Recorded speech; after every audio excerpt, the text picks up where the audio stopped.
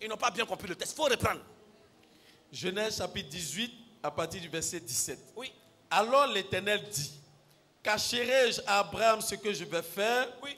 Abraham deviendra certainement une nation grande et puissante, oui. et en lui seront bénies toutes les nations de la terre. Oui.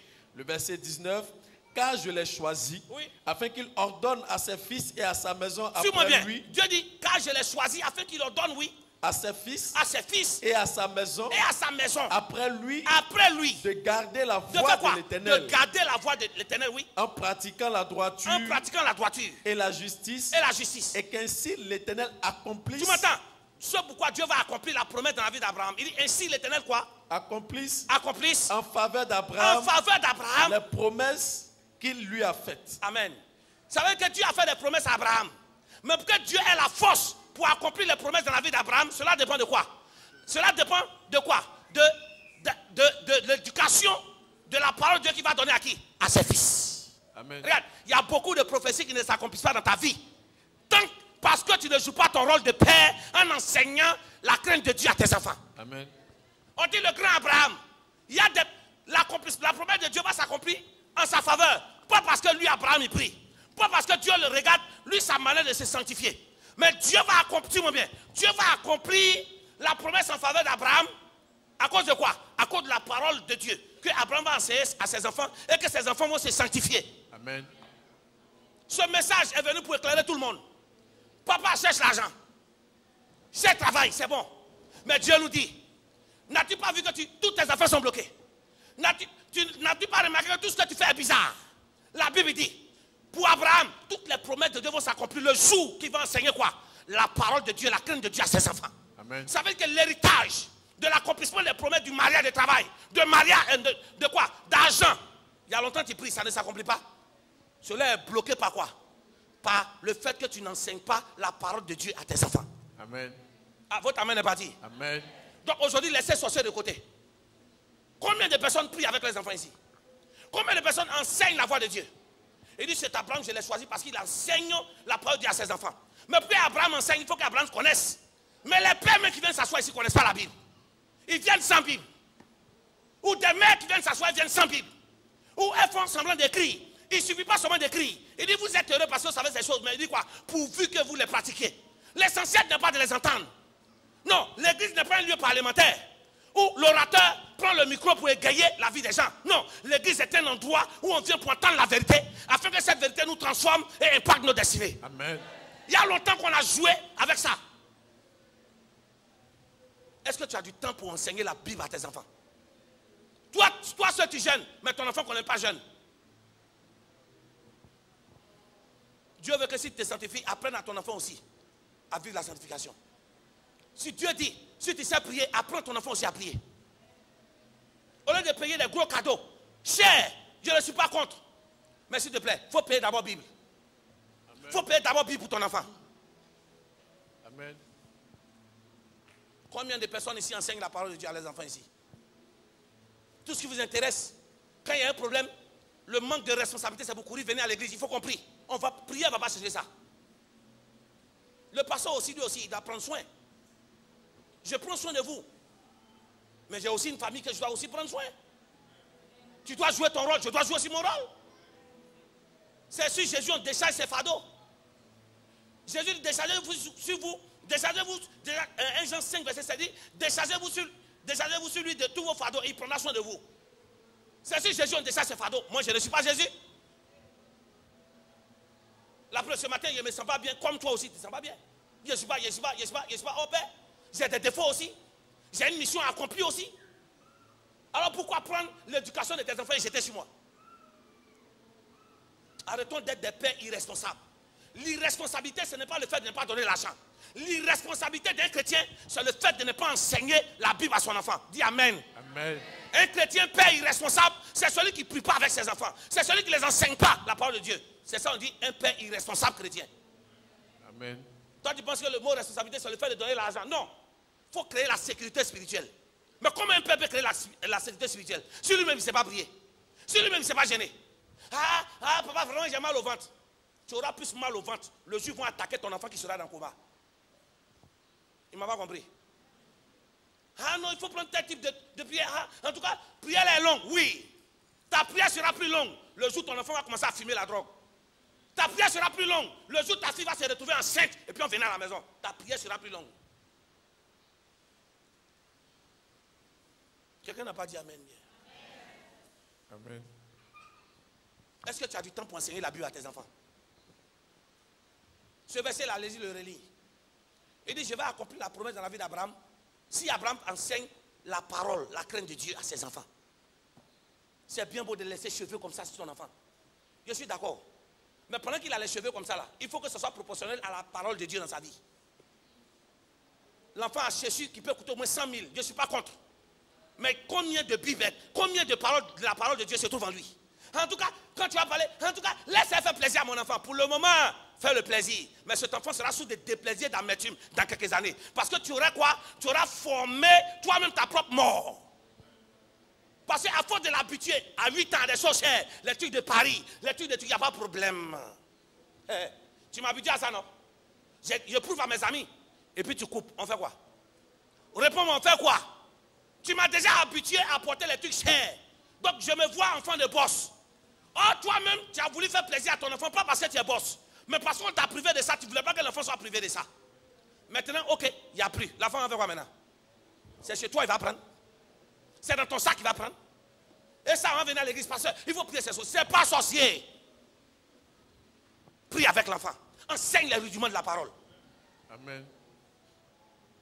Votre amen est passé où? Et allez bien ces enfants qui sont assis là-bas. Quelle éducation on leur donne à la maison? Il ne suffit pas de parler, ne fais pas. Mais est-ce que tu prends le temps, au moins dans la semaine, et jeudi ou vendredi, c'est forcé, tout le monde doit prier. Mais je connais des enfants ici, à leur âge, 11 ans. Papa dit viens prier. Ah, papa, je ne prie pas. Et puis le père ne réagit pas. Ah, qui donne déjeuner? C'est parce que tu donnes déjeuner, quand il dit viens prier, il ne prie pas. Quand il sera privé de déjeuner, on prie, j'ai dit non. Lui-même, à partir de mardi, il va dire papa, je suis en jeûne.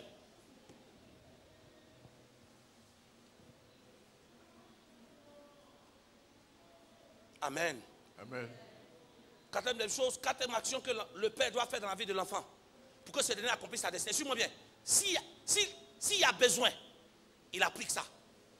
Il faut corriger l'enfant. S'il y a besoin. Je dis bien s'il y a besoin. Parce qu'il y a des gens qui ne savent pas frapper l'enfant ici. L'enfant a raison, n'a pas raison. Non, papa dit ça. S'il y a besoin. Et regarde ce que la Bible va dire. Dans Proverbe 3, le verset 12. Il dit quand l'Éternel châtie celui qu'il aime. Il dit quoi? Comme un père châtie son enfant qu'il aime. Donc Dieu nous châtie. Il châtie ce qu'il aime. Comme un père châtie celui qu'il aime. Châtier veut dire quoi? Punir. Châtier veut dire que quand l'enfant a mal agi, il faut prendre des sanctions contre lui pour qu'il ne refasse pas ça. Pourquoi? J'aime ce que Proverbe 24, verset 6 dit. Il dit, la folie est attachée au cœur de l'enfant. La verge de la correction l'éloignera de lui. Quand est-ce que tu as privé? Punition. Tu as donné punition à ton enfant. Des pères légers. Dès que la mère dit, elle ne mange pas aujourd'hui, et tout, faut laisser, elle va manger à midi. C'est dans ça là. L'enfant devient voleur maintenant. Il y a des décisions, on doit être ferme. J'ai dit aujourd'hui, tu ne sors pas, tu ne sors pas. En tout cas, papa, c'est l'anniversaire de mon ami. Hey, si je passais mon temps à fêter l'anniversaire, je n'allais pas travailler aujourd'hui pour payer ton école. Amen. Ah, vous ne répondez plus. Amen. Quand tu écoutes mon message, tu as l'impression que je suis venu pour détruire la vie des enfants. Non. Regardez cette jeunesse. Où va cette jeunesse? On est obligé de prendre la parole de Dieu au sérieux. Et à tous ces enfants qui sont là, vous ne connaissez aucune pensée. Tous ces enfants vont sur Internet. Est-ce que vous savez ce qu'ils regardent sur Internet? Vos enfants ont des smartphones, je ne suis pas contre. Prêtez attention. Ce qui m'a poussé à prêcher même ce message. BPC qui vient de passer. Il y a eu combien de morts? 2 morts. 2 morts. BPC, des enfants de moins de 15 ans. Parce qu'il a triché, on l'a attrapé. Cet enfant se pend. Vous n'avez pas vu ça? Si. Attends, votre avis, ça veut dire quoi ça? Où va? Attends, oui, maman, on l'a attrapé. Il a écrit une lettre. Il ne s'est même pas écrit. Où on va? Si un enfant de moins de 14 ans, parce qu'on l'a attrapé en train de tricher, ça va quoi? Ça va se prendre. C'est la faute à qui? C'est la faute à l'éducation qu'il reçoit à la maison. Arrêtez d'accuser la société. La société commence où? Ça commence à la maison. En tout cas, c'est dehors. Si tu as bien pris soin de ton enfant dedans, dehors ne peut pas l'influencer. Dehors va toujours exister. Je dis, on ne peut pas supprimer dehors. L'enfant va toujours voir des amis. Mais si l'enfant est imprégné dans la présence de Dieu, la parole de Dieu, la crainte de Dieu, il y a ce que ses amis vont faire, il va se retirer. Amen. Parce qu'il sait que ce n'est pas son monde. Pose-toi là. Pose-toi ici. Et puis commence à réfléchir aux réactions de tes enfants. Ah, je jeûne et prie. Ah, je suis servant de Dieu. Ah, je suis serviteur de Dieu. Dieu dit, ton onction augmentera. Ta vie va aller de témoignage en témoignage que lorsque tu vas enseigner à ta descendance. Si Abraham n'enseigne pas à sa descendance la crainte de Dieu, ses enfants vont échouer. Et lui, il a échoué. Amen. Quand est-ce que tu as puni ton enfant? C'est vrai, d'autres exagèrent. Mais le mot punition, ce n'est pas forcément prendre un bâton. La correction, c'est priver quelque chose. Aujourd'hui, vos enfants vous commandent vous-même. Tu as le père ou? Tu as le père ou tu n'es pas le père? En tout cas, on est dans... Non, hein. Tu es censé éduquer l'enfant selon la parole de Dieu, selon le chemin qu'il doit suivre. Attends, vaut mieux rester stérile. Je reprends. Vaut mieux rester stérile que d'avoir un enfant qui échoue, qui devient drogué, qui va en prison. Cette peine n'est plus que la mort. J'ai envie de... Vous n'avez jamais vu des malades. Toi-même, quand tu vois la personne malade là, la personne te dit, je vais mourir. Mais la personne ne meurt pas. Il meurt à petit feu. Mort un coup, c'est mieux. Mais mort où tu souffres, nous tous, on veut éviter ça. Vaut mieux ne pas faire enfant que de faire un enfant, puisque ton enfant était sous des chagrins pendant toute ta vie. L'enfant serait un sujet de honte dans le quartier. Pourquoi? Parce qu'à 15 ans, 16 ans, toi qui étais le président du quartier, ou bien la femme qui met sa bouche, et puis c'est ça, hein, Dieu sait punir les gens. La plupart des gens qui aiment leur bouche à faire des gens là, c'est eux-mêmes les enfants deviennent pires. Tu as vu l'enfant de la voisine enceinte? Hein, voisine? À ton âge, tu as laissé ton enfant comment? Elle, au moins pour elle, elle avait 18 et plus l'enceinte. Pour toi qui es à la maison là, 14 ans, voici, grossesse.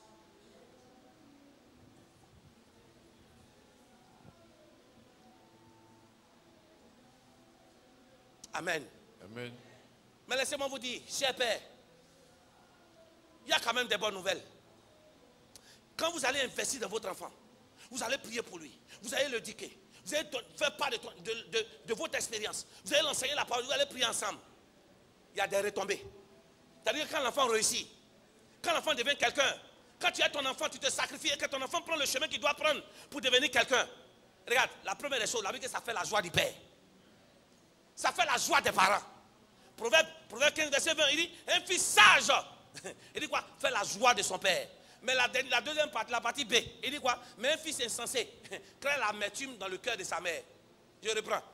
Quand un enfant réussit, c'est pour le père. Qui célèbre? C'est le père. Mais quand un enfant échoue, c'est la mère. C'est ce que ce verset est en train de dire. Alors, cher Père, attelons-nous. Aidons nos enfants à accomplir leur destinée selon la parole de Dieu. Quand ces enfants vont réussir, tu seras dans la joie. Aider un enfant, et puis l'enfant s'en va avoir le bac sans tricher. Tu es la mère la plus comblée. Tu es le père le plus comblé. Aider un enfant, éduquer un enfant, même si c'est strict, me permet à l'enfant de vivre, de devenir cadre. Tu m'entends? Même si toi, tu n'es pas arrivé là-bas. Mais l'enfant va porter ton nom de famille là-bas. Amen. À travers l'enfant, on dira ton bon nom. Forcé, à travers l'intelligence, à travers les espoirs de ton enfant. Forcé, on va chercher à savoir qui est son papa. Et on viendra trouver peut-être qu'un vieux qui ne sait pas parler français. On s'en fout, parce que l'enfant a déjà réussi. Amen. Amen. Tout le monde va donner du respect à ton père qui ne sait pas parler français. Tout le monde va donner du respect à ta mère qui ne sait pas parler français. Pourquoi? Parce que tu as réussi. Personne ne pourra se moquer de lui. Personne ne pourra se moquer d'elle. Pourquoi? Parce que tu as une autorité. Amen. Mais pour devenir, chers parents, on doit être strict. Suis-moi bien. C'est l'exemple d'un patriarche dans la Bible. Quand un enfant réussit, suis-moi bien, ça ranime l'esprit du père. C'est-à-dire que ça redonne de l'espoir aux parents. Et regarde, dans Genèse 45, verset 27, il s'agit de Joseph. Joseph qu'on a fait passer, on a fait croire à Jacob qu'il était mort, on est d'accord? Et 13 ans, c'est-à-dire qu'il est parti, il avait 17 ans, 13 ans après, Jacob, dans sa tête, son fils est mort. Et ses frères sont partis en Égypte en rentrant. Quand ils rentrent, ils constatent que ses enfants rentrent avec des chars d'Égypte, remplis de nourriture. Et on lui dit, c'est qui? C'est Joseph, ton fils, qu'on t'a fait croire qu'il est mort. Il ne va pas se ranimer parce que Joseph a envie. C'est parce qu'il va voir beaucoup de nourriture. En d'autres termes, il voit que son fils a occupé le rôle de gouverneur en Égypte. Regardez ce que le texte dit, oui. Genèse 45, à partir du verset 27. Oui. Ils lui rapportèrent toutes les paroles que Joseph leur avait dites. Oui. Il vit les chars que Joseph avait envoyés pour le transporter. Pour transporter. Ils n'ont pas de nourriture. Et ses frères viennent dire, Joseph est vivant et il est devenu gouverneur. Ils n'ont pas parlé seulement. Ils voient des chars. Il sait qu'il y a le temps. Si ces chars sont là, ça veut dire que son fils a quoi? Un grand poste. Quand il a entendu la réussite de son fils, regarde ce qui s'est passé en lui. Mon Dieu! C'est alors que l'esprit de Jacob, le père, se ranima. Attends, le mot ranima veut dire, il est tombé sous l'onction. Il y a des pères. Tu n'as pas besoin de prier. On n'a qu'à t'annoncer pour une nouvelle que ton fils a réussi. L'onction peut te saisir. Amen. Oh, tu n'es pas là. Attends, l'onction ne remplit pas seulement que lorsque tu es en train d'adorer. L'onction ne remplit pas seulement que lorsque tu es en train de méditer. L'onction ne te remplit pas lorsque tu es en train de prier. L'onction peut remplir ta vie quand tu entends que ton enfant est devenu cadre. Amen. On dit son esprit se ranima. Ça veut dire quoi? Sa vie de prière a repris de quoi? De la vie. Amen. Regarde, tu es mort spirituellement parlant. C'est pourquoi ce verset nous fait comprendre que son esprit s'est endormi. Parce que quoi? Il n'entendait plus parler de Joseph. Mais quand il a entendu que Joseph a réussi, son esprit a pris vie. C'est avec notre esprit que nous prions. Regarde, tu es mort spirituellement parlant. Tu sais pourquoi? C'est le gourmet de tes enfants là, c'est tout. Ah papa, je n'arrive pas à prier. Laissez sorcier. Quel est le comportement de ton enfant? N'es-tu pas une source de chagrin? On dit son esprit se ranima. La joie est revenue. D'autres versions disent l'espoir est revenu en lui. Ça veut dire que le grand Jacob était assis là. Il avait perdu la vie. Il vivait la vie comme ça. Mais quand il a entendu que son fils a réussi, suis-moi bien, son esprit s'est ranimé. Suis-moi bien. Un exemple. Soit un père qui voulait se suicider. Parce qu'il voit que sa vie est trop difficile. Il veut se suicider. Il a payé les comprimés, il dépose. Parce qu'il n'y a pas l'argent. Il ne sait pas comment subvenir aux besoins de ses enfants. Et on vient lui dire, les comprimés sont là. Quand il veut prendre, ça tombe à pic. Il y a un de tes enfants, il y a 13 ans. Ah, escorte que voit ici, là, ça va dire quelqu'un, hein? Il y a garde de corps. Les gardes de corps sont au moins une centaine. Tu sais que si c'est quand une personnalité, c'est ça, c'est centaines. Et on vient dire, c'est Joseph ton fils. Tu dis quoi? C'est faux. Et quand tu sors, tu vois toutes les voitures. Et on dit, tout ce qui est bagage qui est dedans, c'est pour toi. J'ai dit, dis-moi, comprenez, tu vas boire ou bien tu vas jeter. Mais pourtant, tu priais pour ne pas te suicider. Tu voulais te suicider quand même. Là, la prière ne pouvait pas t'empêcher de te suicider. Mais la bonne nouvelle de la réussite de tes enfants redonne vie. Amen. Ce qui va te permettre de sourire, papa, maman, c'est la réussite de ton enfant. Vous n'avez pas dit amen, hein? Amen. Alors que je tends rapidement vers ma conclusion. Puisque l'impact du père, c'est-à-dire que le père est tellement important dans l'accomplissement de la destinée de son enfant. Suis-moi bien. Pour que cet enfant-là aussi puisse bénéficier de la bénédiction de son père afin de réussir, il y a des attitudes qu'on doit voir chez l'enfant. Dis amen. Amen. Première des choses, l'enfant doit respecter son père. C'est dans la Bible. Il y a des gens qui ont un degré de malparlage, de malpolitesse envers le père, envers la mère. Mais le texte je veux qu'on lise ce texte. La Bible va nous dire le contexte et je vais vous expliquer. Lévitique 19, verset 3. Lévitique 19, le verset 3. Chacun de vous respectera sa mère et son père. C'est une phrase. Chacun de vous, c'est écrit par grand C, non? Oui. Donc c'est une phrase qui commence, non? Oui. Il dit chacun de vous respectera qui? Sa mère et son père. Sa mère et son père. Et puis ils ont mis quoi? Et observera. Doucement. Non. Entre sa mère et son père, ils ont mis point? Virgule. Virgule. C'est ça, non? Oui. Oui. Et observera. Mes sabbats. Point. Je reprends. Il dit chacun de vous respectera sa mère et son père. Ils ont mis virgule. Et quoi? Respectera mes sabbats. Point. Donc c'est la même phrase. Oui. On est d'accord, non? Oui. Une phrase commence par quoi? Lettre magicien finit par un point. Oui. Dans une même phrase, il peut y avoir point d'exclamation, il peut y avoir virgule. Oui. Quand on met virgule, on est sur une autre idée, mais qui est quoi? Qui est reliée à la première idée. Amen. Suis-moi très très bien. Les enfants plus spirituels là. Dieu dit, respecte ton père et ta mère. comme tu es censé respecter quoi? Son sabbat. Tu ne m'as pas entendu. Le sabbat, c'est la présence de Dieu. Amen. Le sabbat, c'est le temps où on voue tout ce qu'on fait d'extérieur, on laisse. On consacre notre journée pour Dieu. Amen. Par exemple, le dimanche, c'est un jour de sabbat. Ouais. Et on doit respecter. Et Dieu va dire dans la Bible que quiconque ne va pas respecter le sabbat, à ce jour-là, il sera extrait du peuple. Donc Dieu nous dit, suis-moi bien, tu dois respecter ta maman et ton papa de la manière dont tu respectes sa présence. Amen. Vous ne me comprenez pas? Ça veut dire que ces parents-là, tu leur dois du respect comme tu es en train de donner du respect à Dieu. Amen. Ah, là vous ne répondez plus. C'est la même phrase. Donc, si tu dis que tu respectes Dieu, si tu dis que tu es quoi? Tu pries, tu jeûnes, tu as la crainte de Dieu, que tu ne donnes pas du respect à tes parents, tu as échoué. Non. En d'autres termes, ton respect est proportionnel à quoi? À ta vie de consécration. C'est ce que ça veut dire. Amen. Donc, plus un enfant aime la présence de Dieu, plus quand son père parle, il ne parle pas. Amen. Quand sa mère parle, elle ne parle pas. Amen. Donc tu ne peux pas me faire croire que toi tu pries, tu jeûnes. Tu as la crainte de Dieu, ta maman dit 1, tu dis 10. Ton père dit 15, tu dis 100. Ah, on ne répond plus. Amen.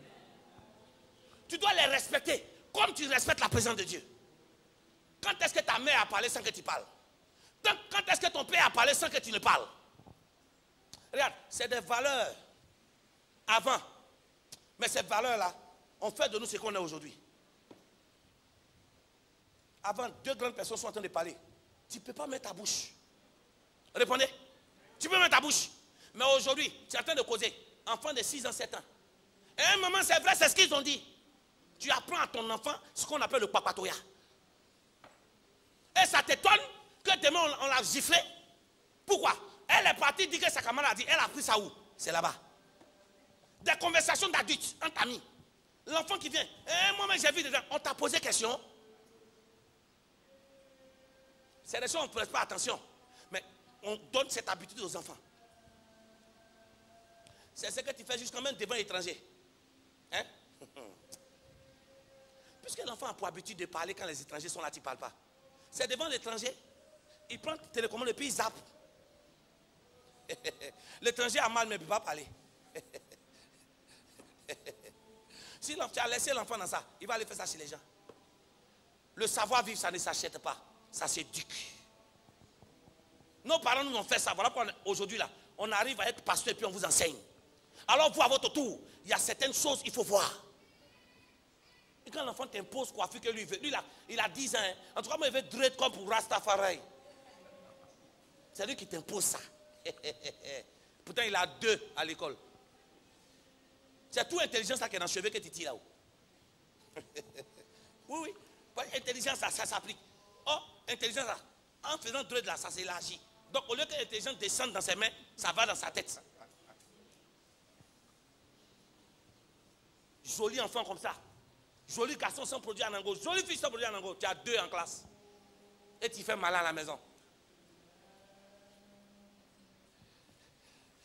Les visages ont changé.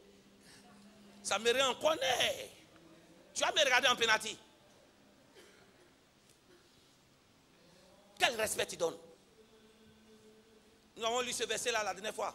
Pour qu'un enfant aussi puisse recevoir l'appui de son père pour accomplir sa destinée. Pardon. Il ne faut pas voler tes parents. Proverbe 28, verset 24 dit, celui qui vole son père et sa mère qui dit, ce n'est pas un péché. Il dit, le compagnon du destructeur. Mais je rajoute un verset. Proverbe 19, verset 26. Celui qui, suis-moi bien. Proverbe 19, verset 26. Celui qui ruine son père et qui met en fuite sa mère est un fils qui fait honte et qui fait rougir. On dit celui qui ruine son père, c'est un fils qui fait honte. Il y a des gens ici, scolarité, on a payé au moins 4 fois. Ah! Vol là, c'est bon. Coup de renfort là. Dans le même mois, on peut payer 10 coups de renfort. Oh, cet argent là, ta mère ou ton père peut mettre un compte pour toi. Arrêtons de ruiner nos parents. Ah, on ne répond plus. Amen. Est-ce que c'est moi qui t'ai dit d'avoir téléphone? Vous ne répondez pas. Moi, je t'ai pas d'avoir téléphone. Alors, tu as téléphone. Si tu veux téléphone, il faut avoir quoi? Les ressources pour recharger ton téléphone. Alors, si mon père, je te donne un téléphone, je ne te donne pas le téléphone pour que tu puisses appeler tes amis. Hein. Je te donne le téléphone pour que j'arrive à te joindre partout où tu es. C'est tout. Ce n'est pas à moi de recharger ton téléphone. Hein. Ah, ils n'ont pas compris. Hein. Ah, ok, d'accord. Il faut continuer. Recharge seulement. Le jour où le recharge va finir, c'est dans ton porte-monnaie. Et c'est l'un des loyers, ils vont prendre pour recharger. Arrêtons de ruiner les parents. Il y a des gens ici, toujours c'est eux qui perdent quelque chose. Hé, enfants manipulateurs, arrêtons. Ah, ils ont volé mon argent, c'est toujours toi en vol. En tout cas, l'argent c'est tombé, c'est toujours l'argent tombe. Ce que tu sèmes aujourd'hui, tu vas récolter demain. Amen. Vous avez vu que chacun, il dit, celui qui ruine son père, c'est un enfant de la honte. Ça veut dire que quand tu passes partout, tu penses que tu es heureuse. Mais dans le monde spirituel, c'est la honte qui est sur toi. Toi-même dans ta propre maison, aïe, tellement vol va te tuer, femme comme garçon. Ta maman donne même son portefeuille, sa clé est là. Et tu as l'impression que dans ton rêve, ou même ton père même dort, sa clé est sur lui. Si quand ton père, il dort dans le rêve, il a l'impression que quelqu'un est en train de lever sa clé. Oh, personne.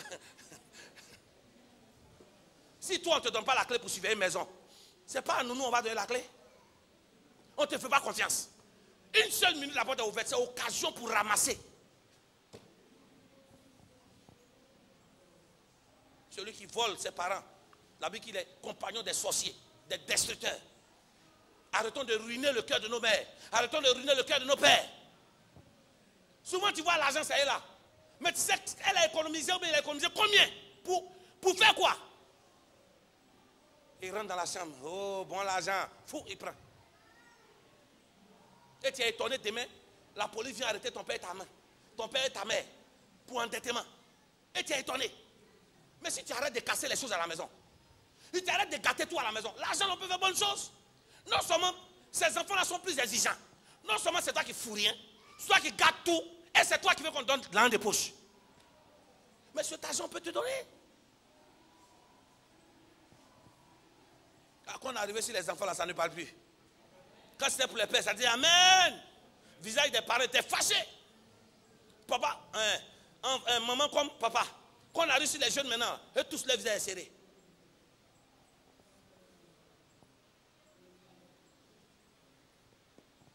L'enfant doit apprendre à vivre ce qu'on appelle le sacrifice. Il y a des moments apprendre à te priver de beaucoup de choses. Je finis par l'enfant, pour bénéficier de l'aide de son père pour accomplir sa destinée, il doit apprendre à l'honorer. Honorer, c'est considérer, le célébrer. Il dit honore ton père et ta mère. C'est le premier commandement avec une promesse. Il dit afin que tu sois quoi? Tu sois heureux et que tu vives longtemps sur la terre. Amen. Beaucoup d'enfants, l'essentiel ce n'est pas de prier contre l'esprit de mort. Il faut que l'enfant vive. Mais il ne faut pas que l'enfant vive la mort sur la terre. Je reprends. Vivre la mort sur la terre, c'est quoi? L'enfant te crée l'amertume. Non. Pour que l'enfant soit heureux, il réussit dans tout ce qu'il va faire. Il faut qu'il honore son père et sa mère pour que ce dernier ou cette dernière puisse relâcher des bénédictions sur lui.